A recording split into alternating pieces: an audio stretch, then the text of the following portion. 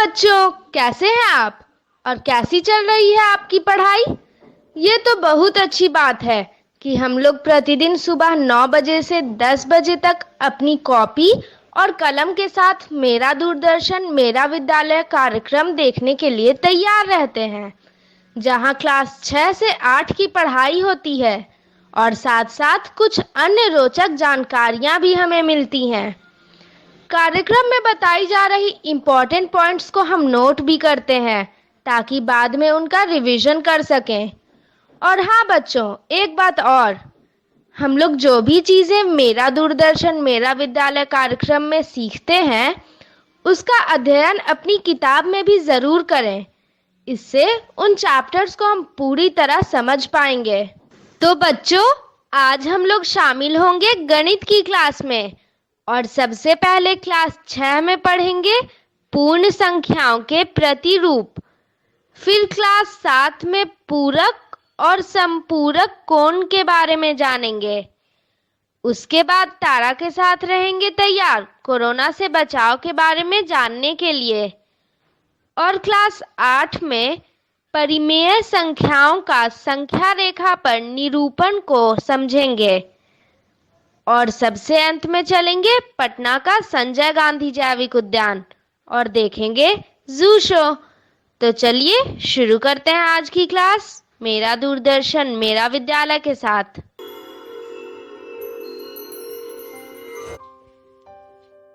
बापू की कहानी, जिसमें हम बात करेंगे महात्मा गांधी के जीवन के बारे में।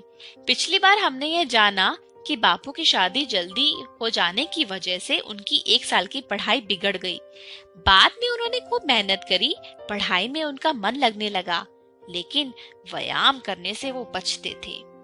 व्यायाम ना करने का नुकसान मोहन को उतना नहीं हुआ, पर एक दूसरी कमी की कीमत उन्होंने जीवन भर चुकाई, और वो थी बिगड़ी हुई लिखावट। उन्हें यह गलतफहमी हो गई थी कि साफ सुथरी लिखाई का शिक्षा से कोई लेना देना नहीं है। बड़े होने के बाद गांधी जी ने अपनी खराब लिखावट सुधारने की कई बार कोशिश करी, लेकिन बचपन की बिगड़ी आदत फिर ठीक नहीं हुई। उनका लिखा हुआ पढ़ना मुश्किल होता था। जब दूसरों के मोती के दानों जैसे साफ और सुंदर अक्षर दिखते, तब गांधी जी को पछतावा होता। वो कहते थे, खराब अक्षर अधूरी शिक्षा की निशानी मानी जानी चाहिए। हर एक नवयुवक और नवयुवती मेरे उदाहरण से सबक ले और समझे कि अच्छे अक्षर विद्या का आवश्यक अंग है। लड़कपन के 2 ही करीबी दोस्त मोहन को बात तक याद रहे।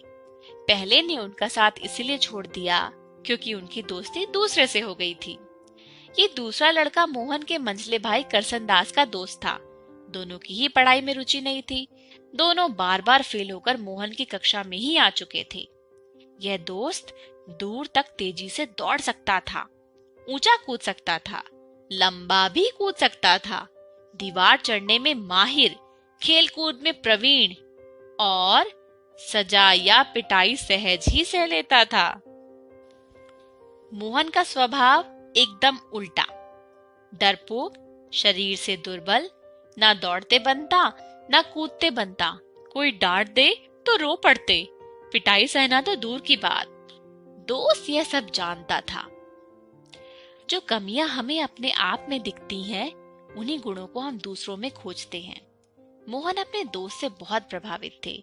दोनों ने स्टूडियो में जाकर के साथ में फोटो भी खिंचवाई थी। माँ, बड़े भाई और कस्तूरबाई ने मोहन को समझाने की खूब कोशिश की। वो कहते थे कि तुम खराब संगत में पड़ गए हो, तुम्हें अपना ध्यान देना चाहिए। मोहन ने उन्हें भरोसा दिलाया। उन्हें बात जमी नहीं, पर फिर भी उन्होंने मोहन पे विश्वास किया। वो जो चाहते थे उसे करने दिया गया। पर सच तो यह था कि मोहन अपने दोस्त के सम्मोहन में थे, जो सम्मोहन कई साल तक चला। उनका दोस्त कहता, हमारे बहुत से अध्यापक छिपकर मांस खाते हैं और शराब भी पीते हैं।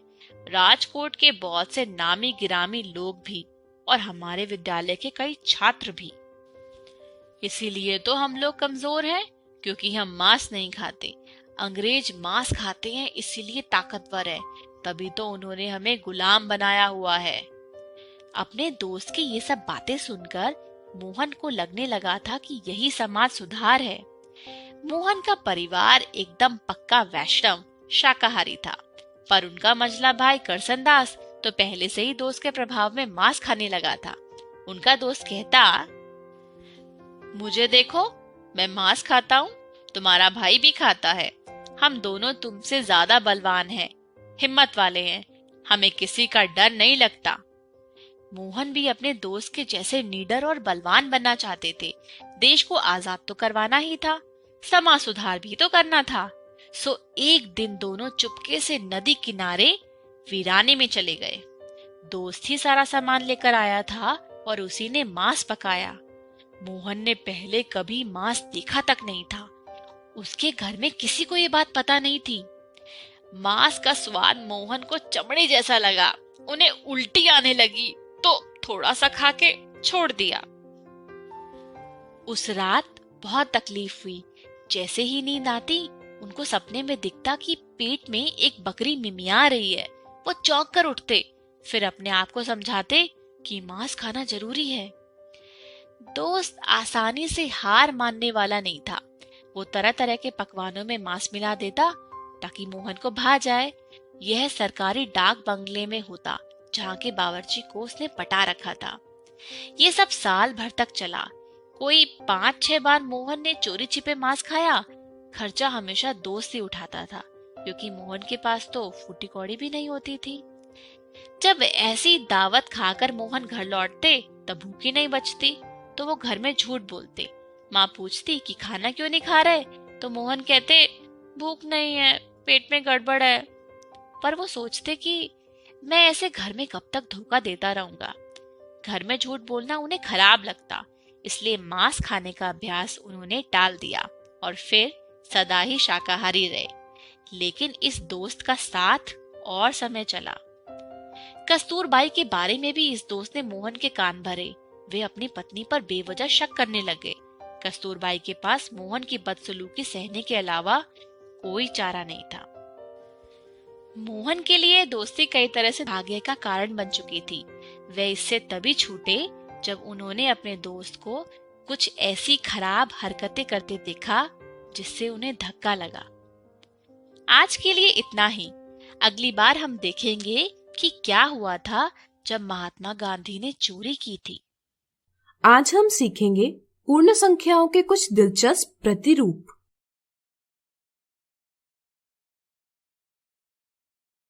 संख्याओं के दिलचस्प प्रतिरूप यानी पैटर्न हो सकते हैं। जैसे यहाँ पूर्ण संख्याओं का एक प्रतिरूप दिया गया है। यह प्रतिरूप और कुछ नहीं बल्कि त्रिभुजों के रूप में बिंदुओं की व्यवस्था है।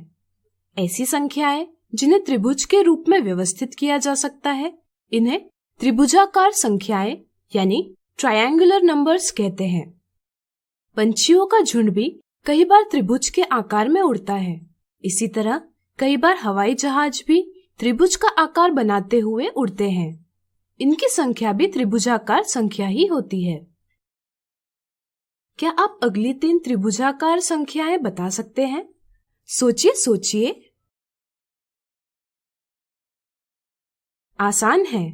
अगर आप अगली संख्या से पिछली संख्या को घटाते हैं तो आपको इस तरह का क्रम प्राप्त होता है। जैसा कि आप देख सकते हैं, 1 में 2 जोड़कर 3 प्राप्त होते हैं। इसी तरह 3 में 3 जोड़कर 6, 6 में 4 जोड़कर 10 और 10 में 5 जोड़कर 15 प्राप्त होते हैं। इस क्रम के आधार पर 15 में से 6 जोड़कर अगली संख्या 21 प्राप्त होगी। इस तरह 21 में 7 जोड़कर संख्या 28 और 28 में 8 जोड़कर संख्या 36 प्राप्त होगी। आइए एक और पैटर्न देखें। अगर हम 1, 4, 9, 16 इत्यादि संख्याओं में कोई एक संख्या लेते हैं तो इस संख्या को बिंदुओं के वर्गों यानी स्क्वायर के रूप में व्यक्त किया जा सकता है। इसलिए इन संख्याओं को वर्गाकार संख्याएं यानी स्क्वायर नंबर्स कहते हैं। क्या आप इन संख्याओं से कोई संबंध प्रस्तापित कर सकते हैं? विचार करें। यहाँ 1 गुना 1 होता है 1, 2 गुना 2 बराबर 4 होता है, 3 गुना 3 बराबर 9 होता है, 4 गुना 4 बराबर 16 होता है। इसी तरह अगली संख्या 5 गुना 5 बराबर 25 होगी। इस समझ के आधार पर आप और वर्गाकार संख्याएं पता कर सकते हैं। व्यवहारिक जीवन में कई बार हमें मौखिक कलन यानी वर्बल कैलकुलेशंस करना आवश्यक हो जाता है।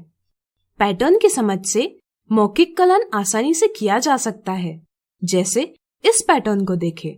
यहाँ 1423 धन 9 को आसान बनाने के लिए 1423 में 10 मिलाए हैं और 1 घटाया है। इसी तरह 1423 धन 99 को आसान बनाने के लिए 1423 में 100 मिलाए हैं और 1 घटाया है। क्या आप 1423 धन 999 को इसी प्रकार हल कर पाएंगे? ये इस प्रकार हल किया जा सकता है। क्या आप 9, 99, 999 इत्यादि संख्याओं के व्यवकलन के लिए कोई पैटर्न पता कर सकते हैं? सोचिए। यहाँ 9 को घटाने के स्थान पर पहले हम 10 को घटाएंगे और फिर 1 जोड़ेंगे। यहाँ 99 को घटाने के स्थान पर पहले हम 100 को घटाएंगे और फिर 1 जोड़ेंगे। इसी प्रकार यहाँ 999 को घटाने के स्थान पर पहले हम 1000 को घटाएंगे और फिर 1 जोड़ेंगे। ठीक इसी तरह हम गुणन के लिए भी पैटर्न देख सकते हैं। वीडियो रोककर इस पैटर्न को समझें। यहाँ हमने 9, 99, 999 को गुना करने के स्थान पर 10 ऋण 1, 100 ऋण 1 और 1000 ऋण 1 से गुना किया है। व्यवकलन पर गुणन के वितरण गुण यानी डिस्ट्रीब्यूटिव प्रॉपर्टी के उपयोग से इन्हें इस तरह लिखा जा सकता है और आसानी से हल किया जा सकता है। इस तरह से आज हमने सीखा पूर्ण संख्याओं के कुछ दिलचस्प प्रतिरूप। अगले वीडियो में हम पूर्ण संख्याओं के पैटर्न या प्रतिरूप के कुछ उदाहरण देखेंगे। आज हम देखेंगे पूर्ण संख्याओं के दिलचस्प प्रतिरूप के उदाहरण। संतरों की एक पेटी में 189 संतरे रखे जाते हैं। अगर एक ट्रक में संतरों की 120 पेटियां भेजनी है तो कितने संतरे आवश्यक होंगे? दिए उदाहरण से यह पता चलता है कि एक पेटी में संतरों की संख्या है 189। इस तरह से 120 पेटियों में कुल संतरे होंगे 120 गुना 189। अगर इस गुणन यानी मल्टीप्लिकेशन को आसान बनाना हो तो आप यह कैसे करेंगे? हम 189 को 200 ऋण 10 ऋण 1 लिखेंगे। व्यवकलन पर गुणन के वितरण गुण यानी distributivity of multiplication over subtraction से हम इसे इस प्रकार लिख सकते हैं। इसे हल करने पर हमें जवाब प्राप्त होता है 22,680। अगला उदाहरण, यदि खिलौनों की एक पेटी में 125 खिलौने रखे जाते हैं तो 64 पेटियों में कितने खिलौने होंगे? चूंकि एक पेटी में खिलौनों की संख्या है 125, इसलिए 64 पेटियों में खिलौनों की संख्या होगी 64 गुना 125। हम गुणन की संक्रिया से इसका हल तो पा सकते हैं, लेकिन ऐसा करना कठिन होगा। आइए 5, 25, 125 जैसी संख्याओं से गुणन की आकर्षक विधि सीखें। आइए पहले 64 गुना 5 को कैसे हल करेंगे यह सीखें। चूंकि 5 बराबर 10 विभाजित 2, जिसे हम 10/2 इस भिन्न के रूप में व्यक्त कर सकते हैं। इस समझ से अगर हमें 64 को 5 के साथ गुना करना हो तो हम इसे 64 गुना 10/2 के रूप में व्यक्त करेंगे। इसे हल करने के लिए पहले 64 का 2 से विभाजन यानी डिवीजन करेंगे, जिसका परिणाम होगा 32। फिर 32 के साथ 10 का गुणन करेंगे, इससे 320 जवाब प्राप्त होगा। यह विधि बिना लिखे मस्तिष्क में ही यानी मौखिक रूप से आसानी से की जा सकती है। इस प्रकार से 64 गुना 25 करना हो तो 25 के स्थान पर 100/4 इस भिन्न का प्रयोग कर इसे आसानी से हल किया जा सकता है। हल करने पर जवाब 1600 प्राप्त होगा। अब दिए उदाहरण में हमें 64 का गुना 125 के साथ करना हो तो कैसे करेंगे? 125 बराबर 1000/8, इसलिए 125 के स्थान पर 1000/8 व्यक्त करेंगे। फिर 64 का 8 से विभाजन करेंगे और इसके परिणाम 8 को 1000 के साथ गुणन करेंगे। इससे जवाब प्राप्त होगा 8000। इसलिए यदि खिलौनों की एक पेटी में 125 खिलौने रखे जाते हैं तो 64 पेटियों में 8000 खिलौने होंगे। यहाँ हमें 3 प्रतिरूप देखने मिलते हैं। पहले प्रतिरूप 5, 25, 125 इत्यादि में संख्या को 5 से गुना करने से अगली संख्या मिलती है। दूसरे प्रतिरूप 10, 100, 1000 इत्यादि में संख्या को 10 से गुणा करने से अगली संख्या मिलती है। तीसरे प्रतिरूप 2, 4, 8 इत्यादि में संख्या को 2 से गुणा करने से अगली संख्या मिलती है। अगला उदाहरण, निम्नलिखित प्रतिरूप का अध्ययन कर अगला चरण लिखिए। आइए पहले चरण को समझें। यहाँ 5 को 10/2 इस भिन्न यानी फ्रैक्शन के रूप में व्यक्त किया है, जिसका मान 5 के बराबर ही है। फिर 44 को 2 से विभाजन किया है और आने वाले भागफल के साथ 10 का गुणन किया है। इसी तरह का क्रम 15 और 25 के गुणन के लिए भी प्रयोग किया है। इस प्रकार से अगला चरण होगा 44 गुणा 35, जिसे हम व्यक्त करेंगे भिन्न 70/2 से। फिर हम 44 को 2 से विभाजन करेंगे और आने वाले भागफल 22 के साथ 70 का गुणन करेंगे, जिसे 22 गुना 70 से व्यक्त किया जा सकता है। यहाँ हमें 2 प्रतिरूप देखने मिलते हैं। इस तरह से आज हमने देखे पूर्ण संख्याओं के प्रतिरूपों के उदाहरण। इस वीडियो से आज हम देखेंगे पूर्ण संख्याओं के प्रतिरूप से जुड़ी कुछ साधारण गलतियां। साधारण गलती 1, 99 गुना 9999 बराबर क्या होगा?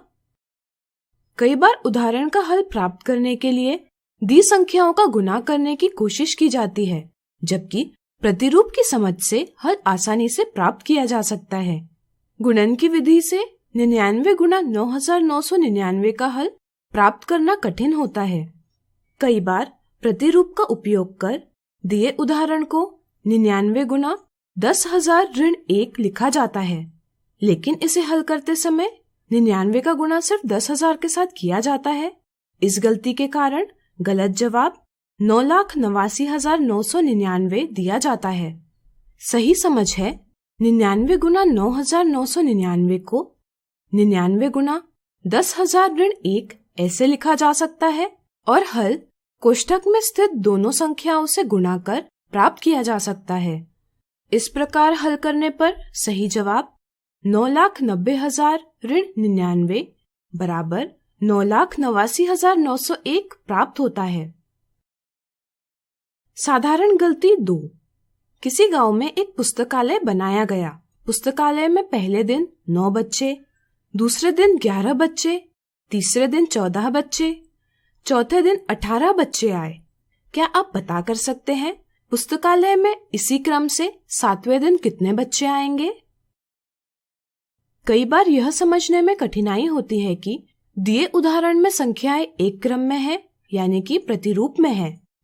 इससे छात्र उदाहरण का हल ज्ञात नहीं कर पाते। आज हम देखेंगे पूरक कोण और संपूरक कोण के उदाहरण।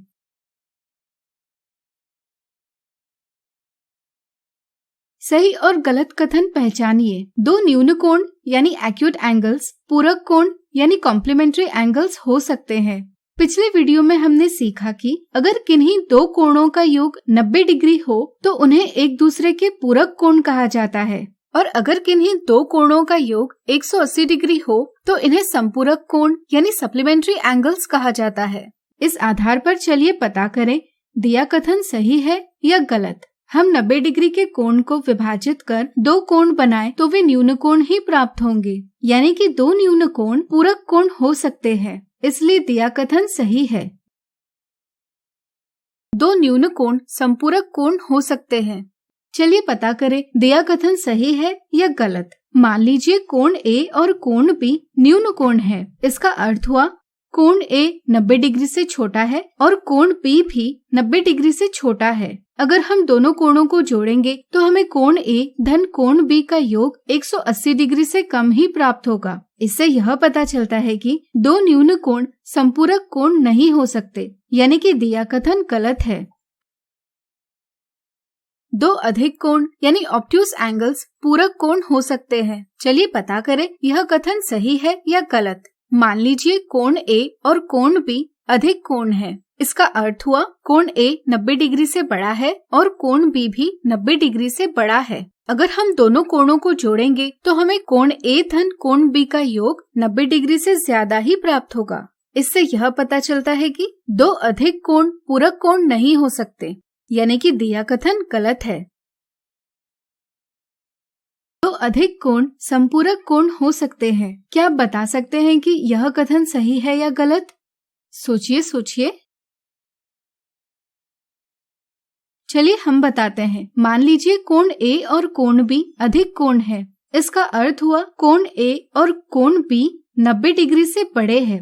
अगर हम दोनों कोणों को जोड़ेंगे तो हमें कोण A धन कोण B का योग 180 डिग्री से ज्यादा ही प्राप्त होगा। इससे यह पता चलता है कि दो अधिक कोण संपूरक कोण भी नहीं हो सकते, यानी कि यह कथन गलत है। ध्यान रहे, अगर एक कोण न्यून कोण हो और दूसरा अधिक कोण तो इनका योग 180 डिग्री हो सकता है, यानी कि वे संपूरक कोण हो सकते हैं। दो समकोण यानी राइट एंगल्स पूरक कोण हो सकते हैं। जैसा कि आपको ज्ञात होगा, दो समकोण पूरक कोण नहीं हो सकते क्योंकि इनका योग 180 डिग्री होता है जो कि 90 डिग्री से बड़ा है। इसलिए दो समकोण पूरक कोण नहीं हो सकते, इसलिए यह कथन गलत है।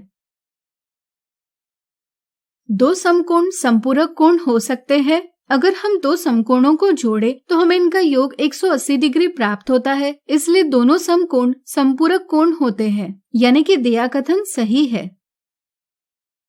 सही कथन और गलत कथन की पहचान करते हुए अब आप जान ही गए होंगे कि दो न्यून कोण एक दूसरे के पूरक कोण हो सकते हैं, लेकिन वे संपूरक कोण नहीं हो सकते। दो अधिक कोण एक दूसरे के न तो पूरक कोण हो सकते हैं और न ही संपूरक कोण, और दो समकोण एक दूसरे के पूरक कोण नहीं हो सकते, लेकिन संपूरक कोण हो सकते हैं। आज हमने देखे पूरक कोण और संपूरक कोण के उदाहरण। आज हम सीखेंगे परिमेय संख्याओं का संख्या रेखा पर निरूपण।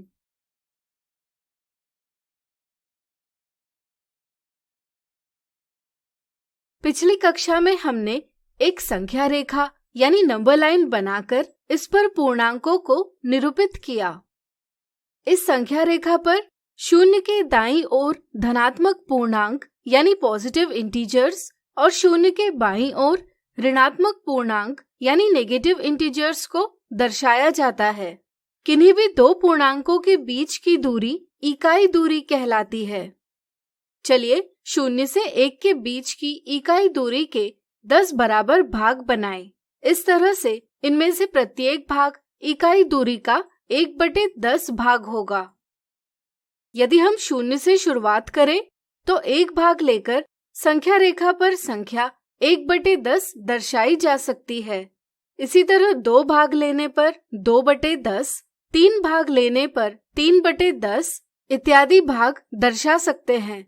इसी तरह 10 में से 10 भाग लेकर एक संपूर्ण यानी 1 दर्शा सकते हैं। अभी अभी हमने संख्या रेखा पर परिमेय संख्याओं को अंकित किया है। चलिए परिमेय संख्याओं का संख्या रेखा पर निरूपण विस्तार से समझें। मान लीजिए हमें परिमेय संख्या ऋण 5/6 को संख्या रेखा पर निरूपित करना है। वीडियो रोककर पहले आप इसे संख्या रेखा पर निरूपित करने का प्रयास कीजिए। चलिए हम बताते हैं। यहाँ परिमेय संख्या ऋण 5/6 एक ऋणात्मक परिमेय संख्या यानी नेगेटिव रैशनल नंबर है। हम जानते हैं कि संख्या रेखा पर एक संख्या से छोटी संख्या को उसके बाईं तरफ और बड़ी संख्या को उसके दाईं तरफ दर्शाया जाता है। चूंकि सभी ऋणात्मक परिमेय संख्याओं का मान 0 से कम है, इसलिए इनका स्थान 0 के बाईं ओर है। इसलिए ऋण 5/6 का स्थान भी शून्य के बाईं ओर होगा। चलिए ऋण चिन्ह को थोड़ी देर के लिए नजरअंदाज करें। अब हम देखते हैं कि 5/6 में अंश 5 हर 6 से छोटा है। इससे यह ज्ञात होता है कि 5/6 यह संख्या 1 से यानी कि इकाई से छोटी है। इससे हमें यह पता चलता है कि ऋण 5/6 का स्थान शून्य और ऋण 1 के बीच है। ऋण 5/6 का सटीक स्थान ज्ञात करने के लिए हम शून्य से ऋण 1 के बीच की दूरी को 6 बराबर भागों में विभाजित करेंगे। इस तरह इन 6 भागों में से किन्हीं भी 2 क्रमागत भागों के बीच दूरी होगी 1/6। परिमेय संख्या ऋण 5/6 का अंश हमें बताता है कि हमें शून्य के बाईं ओर 1/6 दूरी के 5 भाग लेने होंगे। इससे हमें ऋण 5/6 का सटीक स्थान प्राप्त होगा। अब क्या आप 15/4 को संख्या रेखा पर निरूपित कर पाएंगे? वीडियो रोककर प्रयास कीजिए। चलिए हम बताते हैं। 15/4 एक धनात्मक परिमेय संख्या है, इसलिए यह शून्य के दाईं ओर है। हम 15/4 को 3 और 3/4 इस प्रकार लिख सकते हैं। इससे हमें पता चलता है कि यह परिमेय संख्या 3 और 4 के बीच में है। सटीक स्थान ज्ञात करने के लिए हम 3 और 4 के बीच की इकाई दूरी को 4 बराबर भागों में विभाजित करेंगे। अब हम 3 पूर्ण और 1/4 दूरी के 3 भाग लेकर संख्या 3 और 3/4 यानी 15/4 दर्शाएंगे। अब आप किसी भी परिमेय संख्या को संख्या रेखा पर निरूपित अवश्य कर पाएंगे। आज हमने सीखा परिमेय संख्याओं का संख्या रेखा पर निरूपण। अगले वीडियो में इनसे संबंधित कुछ दिलचस्प उदाहरण देखेंगे।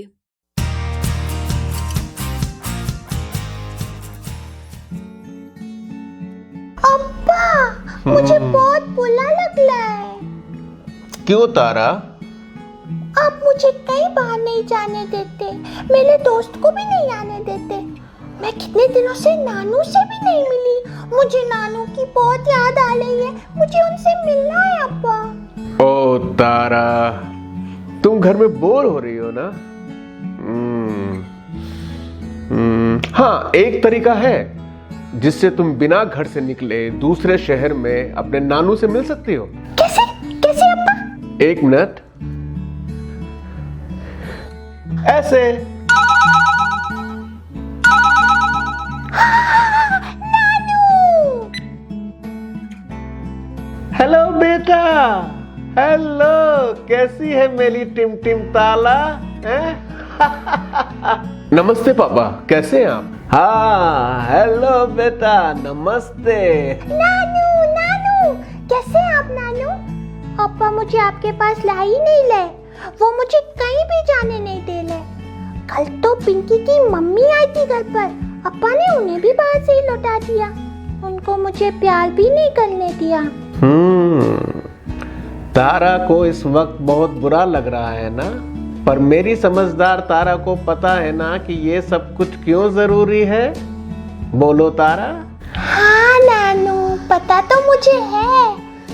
अब्बा सावधानी बरत रहे हैं, क्योंकि कोरोना वायरस से बीमार किसी भी व्यक्ति के नजदीक आने से, उसे छूने से, हाथ मिलाने से, गले लगाने से या उसकी छुई हुई चीजों को छूने से हम भी बीमार हो सकते हैं। और तारा, इससे चेन बन जाती है, एक से दूसरे को, फिर दूसरे से तीसरे को, और थोड़े ही दिनों में ये सब जगह फैल जाती है। कोरोना वायरस की इस चेन को तोड़ने के लिए दूसरों से दूरी रखना बहुत जरूरी है तारा। और तारा को तो पता है इसे क्या कहते हैं? क्यों तारा? हाँ अब्बा, आपने बताया था इसे सोशल डिस्टेंसिंग कहते हैं। मतलब दूसरों से सुरक्षित दूरी, कम से कम 1 मीटर की दूरी। और तारा को ये भी पता है कि अभी तो लॉकडाउन चल रहा है, किसी को घर से बाहर नहीं जाना है, ठीक है?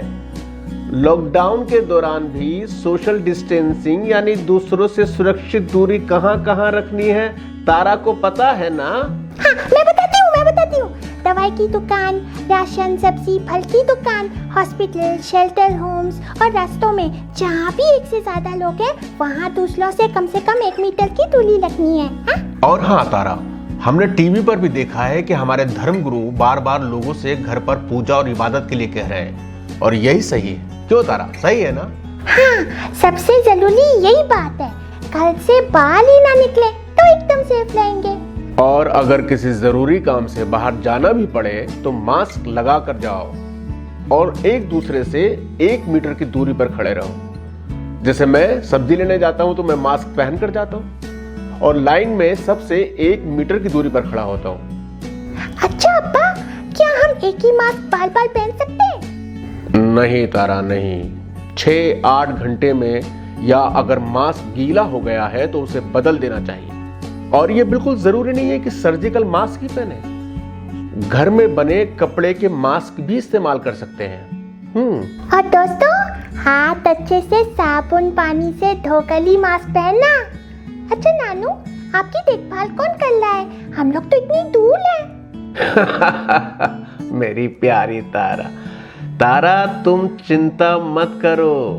यहाँ मेरे पड़ोसी मुझे फोन करते रहते हैं, समझे? और जरूरत हो तो दवाई वगैरह दरवाजे पर छोड़ जाते हैं। और तारा, जब ये सब कुछ ठीक हो जाएगा तब तो तुम घर मेरे पास आ ही सकती हो।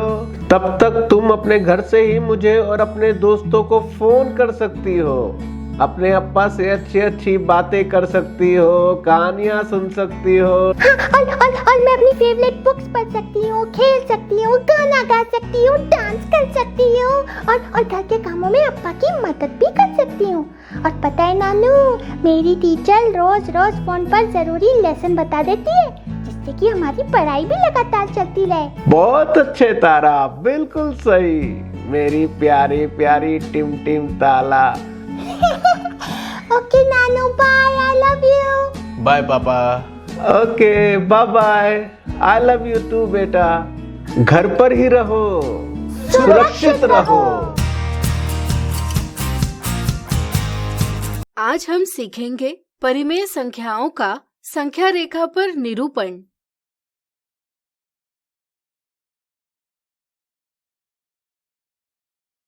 पिछली कक्षा में हमने एक संख्या रेखा यानी नंबर लाइन बनाकर इस पर पूर्णांकों को निरूपित किया। इस संख्या रेखा पर 0 के दाईं ओर धनात्मक पूर्णांक यानी पॉजिटिव इंटीजर्स और 0 के बाईं ओर ऋणात्मक पूर्णांक यानी नेगेटिव इंटीजर्स को दर्शाया जाता है। किन्हीं भी दो पूर्णांकों के बीच की दूरी इकाई दूरी कहलाती है। चलिए 0 से 1 के बीच की इकाई दूरी के 10 बराबर भाग बनाएं। इस तरह से इनमें से प्रत्येक भाग इकाई दूरी का 1/10 भाग होगा। यदि हम 0 से शुरुआत करें तो 1 भाग लेकर संख्या रेखा पर संख्या 1/10 दर्शाई जा सकती है। इसी तरह 2 भाग लेने पर 2/10, 3 भाग लेने पर 3/10 इत्यादि भाग दर्शा सकते हैं। इसी तरह 10 में से 10 भाग लेकर एक संपूर्ण यानी 1 दर्शा सकते हैं। अभी हमने संख्या रेखा पर परिमेय संख्याओं को अंकित किया है।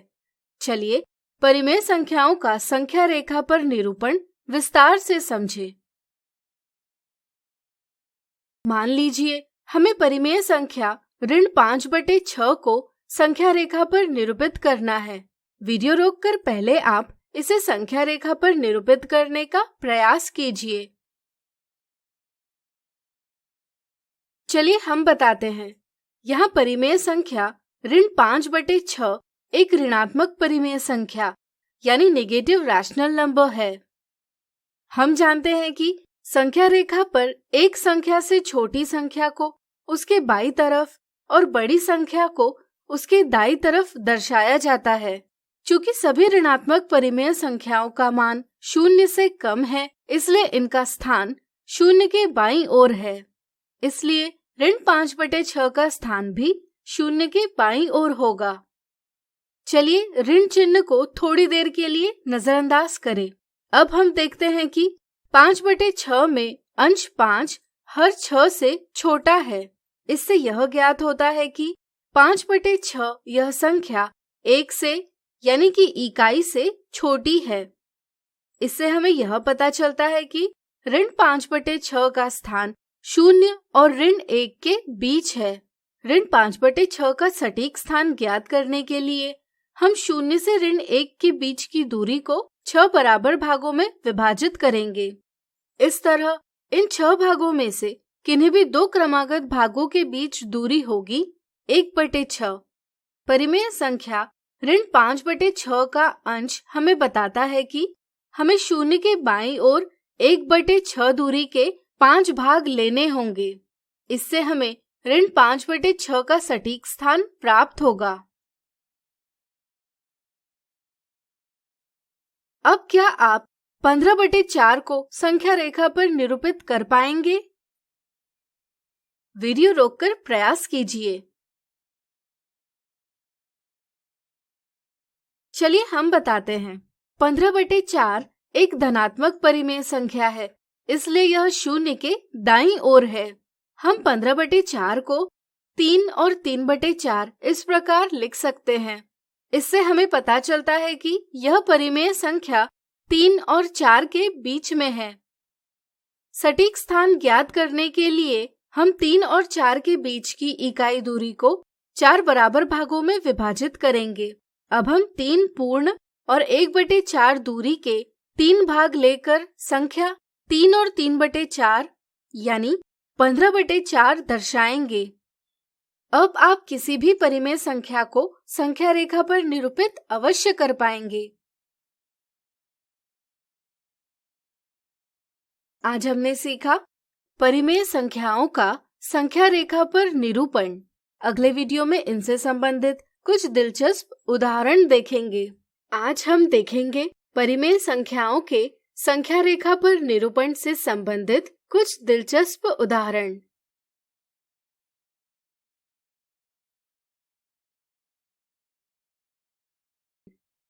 नीचे दर्शाई संख्या रेखा पर किन्हीं भी 2 बिंदुओं के बीच समान दूरी है।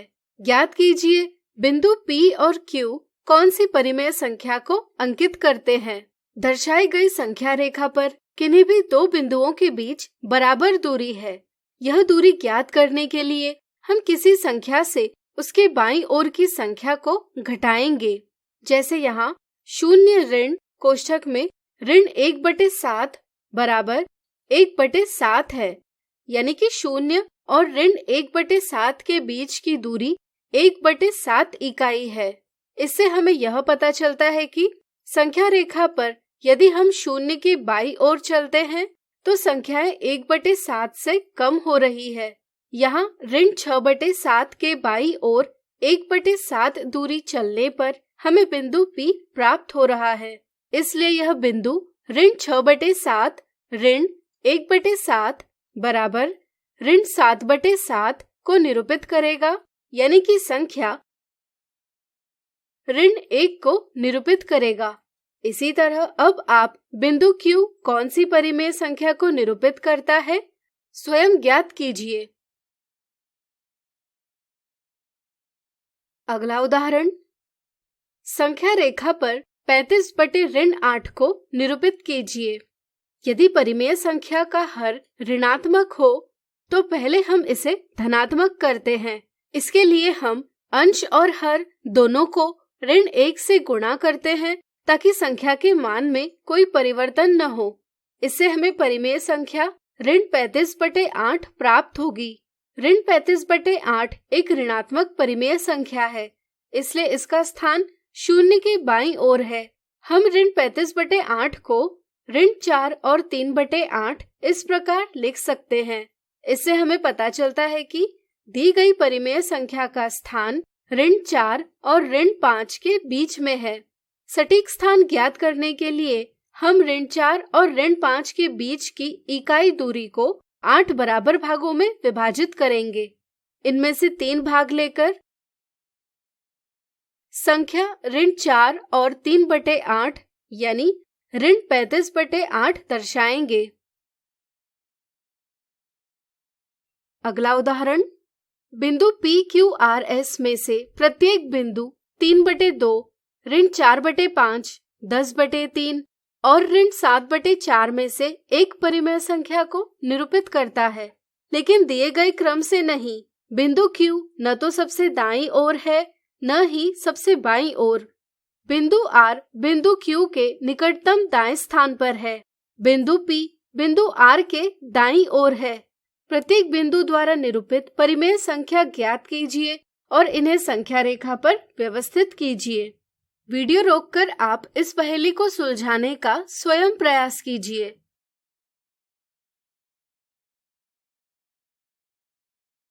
चलिए हम बताते हैं। चलिए सबसे पहले दी गई सूचनाओं से बिंदु PQRS को सही क्रम से व्यवस्थित करें। पहली सूचना हमें बताती है कि बिंदु Q न तो सबसे दाईं ओर है न ही सबसे बाईं ओर, यानी कि अवश्य यह बीच के किसी स्थान पर होगा। हम कह सकते हैं कि बिंदु Q या तो इस स्थान पर होगा या इस स्थान पर। चलिए इन दो संभावनाओं को इस प्रकार दर्शाएं। दूसरी सूचना से हमें ज्ञात होता है कि बिंदु R बिंदु Q के निकटतम दाएं स्थान पर है। इस तरह से हम बिंदु R इस स्थान पर या इस स्थान पर दर्शा सकते हैं।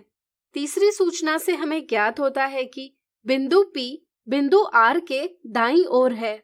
इस स्थिति में बिंदु R के दाईं ओर बिंदु P को रखा जा सकता है, लेकिन इस स्थिति में ऐसा करना संभव नहीं, इसलिए इस प्रकार की व्यवस्था गलत है।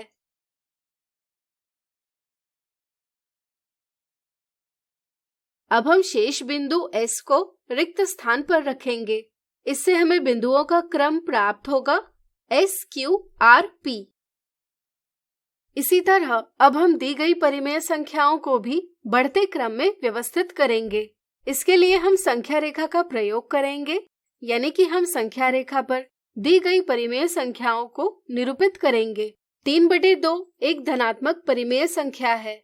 इसे हम 1 और 1/2 लिख सकते हैं, इसलिए इसका स्थान 1 और 2 के बीच में है। सही स्थान ज्ञात करने के लिए हम 1 से 2 के बीच की दूरी को हर जितने भागों में यानी 2 भागों में विभाजित करेंगे। चूंकि अंश 1 है, इसलिए इन 2 भागों में से एक भाग लेकर हम संख्या 1 और 1/2 या 3/2 निरूपित करेंगे। इसी तरह हम ऋण 4/5, 10/3 और ऋण 7/4 को निरूपित करेंगे।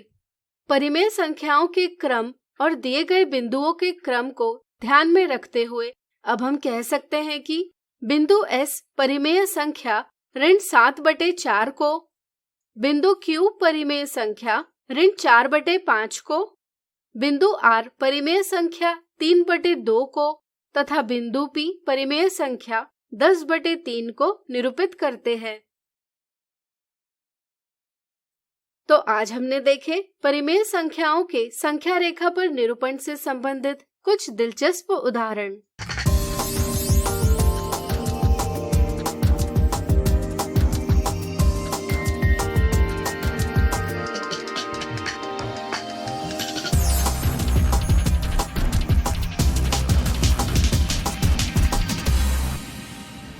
संजय गांधी जैविक उद्यान जू आउटरीच प्रोग्राम में आपका स्वागत है। आज हम जिस जानवर के बारे में बात करेंगे वो बिल्लियों की प्रजाति से संबंध रखता है, लेकिन बेहद खतरनाक, ताकतवर और फुर्तीला है। हम बात करेंगे तेंदुआ यानी लेपर्ड की। इसका वैज्ञानिक नाम पैंथेरा पार्डस है। तेंदुआ भारत के जंगलों में आम तौर पर पाए जाने वाला एक शिकारी जानवर है और मांसाहारी जीवों की श्रेणी में आता है। ये देखने में बेहद खूबसूरत नजर आता है, जो गर्म इलाकों से लेकर बर्फीले इलाकों में भी पाए जाते हैं। बर्फीले स्थानों में पाए जाने वाले तेंदुए को हिम तेंदुआ भी कहा जाता है। तेंदुआ माहिर शिकारी की श्रेणी में आने वाला जानवर है। इसे साइलेंट किलर के नाम से भी जाना जाता है, क्योंकि ये अपने शिकार को बचने का कोई भी मौका नहीं देता है। तेंदुआ आकार में बाघ और शेर से छोटा होता है, लेकिन ऊर्जा के मामले में ये बाघ और शेर से कम फुर्तीला नहीं होते हैं। पटना जू में इनकी संख्या 5 है, जिसमें 3 मेल हैं और 2 फीमेल हैं। पटना जू में हमारी तैयारी है कि लेपर्ड इनक्लोजर को एक नया लुक दिया जाए, इसे सी थ्रू बनाया जा सके, जिससे दर्शक आसानी से इसे आस पार आड़ पार देख सके और उनके लिए एक विजिटर गैलरी भी हो। लेपर्ड जो है किसी भी शिकार को लेकर के मतलब आराम से खाना पसंद करता है, और इसके लिए जनरली वो शिकार को लेकर और काफ़ी ऊंचाई पे पेड़ पे लगभग 15 से 20 फीट तक ऊपर ले जाकर, जैसे चीतल को ऊपर डाली पर ले जाकर के बैठ के आराम से खाना पसंद करता है, ताकि इसके शिकार को कोई दूसरा जानवर इसे छीन ना सके। एक स्वस्थ तेंदुए का जीवन काल लगभग 20 वर्षों का होता है। मादा तेंदुआ नर तेंदुआ से आकार और वजन में कम होती है। नर तेंदुए का वजन 37 से 91 किलोग्राम तक होता है और मादा तेंदुए का वजन 28 से 60 किलोग्राम तक होता है। इनकी लंबाई 45 से 80 सेंटीमीटर तक होती है। ये काफी अच्छे तैराक होते हैं और नदी नालों में आसानी से तैर सकते हैं। ये मुख्यतः अफ्रीका, चीन और भारत में पाए जाते हैं। तेंदुए की खाल पीले रंग की होती है, जिस पर गहरे रंग के धब्बे होते हैं, जो इनकी पहचान है।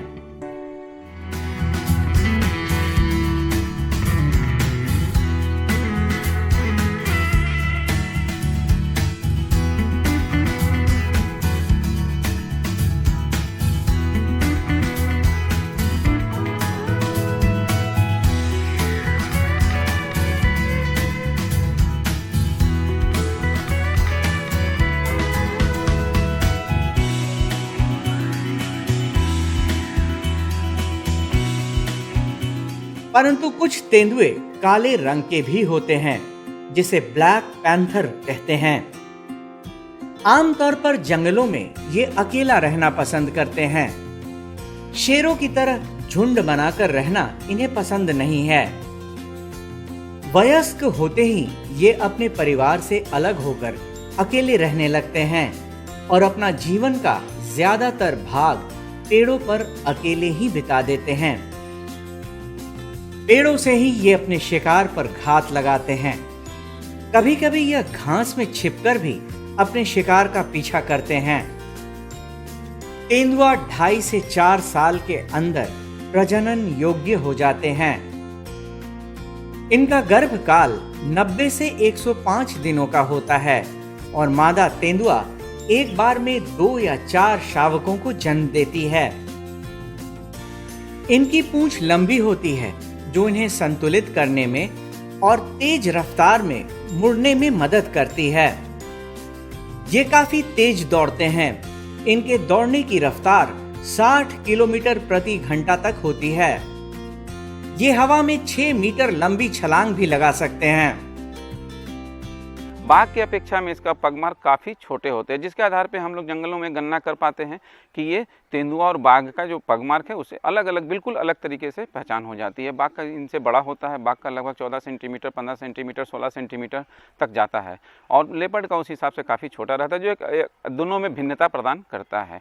और गद्दी और नाखून दोनों बिल्कुल अलग अलग बाघ के होते हैं। लेपर्ड के जो होते हैं नाखून का जो पगमार्क होता है काफ़ी छोटा होता है, बाघ का काफ़ी बड़ा होता है, जिसकी कोई भी आदमी जंगल में पहचान कर पाता है कि ये बाघ का पगमार्क है और ये तेंदुआ का पगमार्क है। और ये वाइल्ड लाइफ प्रोटेक्शन एक्ट के अंतर्गत में शेड्यूल 1 के प्राणी हैं और IUCN में इनका जो स्टेटस है लोअर रिस्क पे रखा गया है। इनका जो संजय गांधी जैविक उद्यान में रख रखाव है काफ़ी अच्छे तरीके से किया जाता है। मौसम के हिसाब से इनके रख रखाव में परिवर्तन होता रहता है। मौसम के हिसाब से इनका भोजन में परिवर्तन होता रहता है। भोजन में हम लोग प्रमुख रूप से इनको महिष मांस दिया जाता है और गर्मी के मौसम में इनके नाइट हाउस में कूलर, पंखे, ठंडे पानी की व्यवस्था की जाती है। उसी प्रकार जाड़े के मौसम में हीटर इत्यादि की व्यवस्था की जाती है। रोशनदान वगैरह को फूस से ढक दिया जाता है ताकि इन्हें ठंड न लगे। और चूँकि रख रखाव पे भी काफ़ी ध्यान देना पड़ता है। साप्ताहिक रूप से इनके केजों की सफाई होती है, इनके केज बाड़े में घास कटाई होती है। संजय गांधी जैविक उद्यान में ये तेंदुए दर्शकों के लिए आकर्षण का केंद्र हैं। आज के कड़ी में बस इतना ही।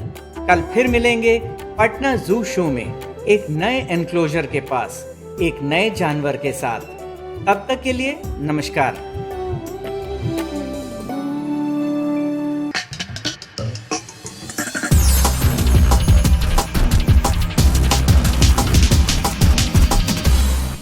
तो आशा करती हूँ बच्चों, आज के एपिसोड में आपने जरूर कुछ नया सीखा होगा। आप अपने विचार हमें स्क्रीन पर दिए गए व्हाट्सएप नंबर 9431043527 या ईमेल आईडी bepcddprogram@gmail.com पर भेज सकते हैं।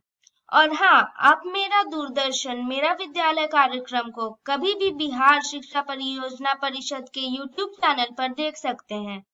इसके लिए सर्च करें BEPC मेरा दूरदर्शन मेरा विद्यालय और कार्यक्रम को देखें, इम्पोर्टेंट पॉइंट्स को नोट करें और क्वेश्चंस हल करें। इसके अलावा इसके सारे एपिसोड बिहार शिक्षा परियोजना परिषद की वेबसाइट पर डिजिटल लर्निंग सेक्शन में भी उपलब्ध है। विजिट करें www.bepcssa.in। और आपको तो पता ही है कि आप खुद से लिखी कविताएं, कहानियां, पेंटिंग्स या इनके 2 से 3 मिनट के वीडियो भी हमें स्क्रीन पर दिए गए व्हाट्सएप नंबर या ईमेल आईडी पर अपना नाम, कक्षा, विद्यालय का नाम, प्रखंड और जिले के नाम के साथ भेज सकते हैं। हम चुने गए एंट्रीज को आने वाले एपिसोड में प्रसारित भी करेंगे। तो घर पर रहें, पढ़ते रहें, बढ़ते रहें। मिलते हैं अगले एपिसोड में। बाय बाय बच्चों।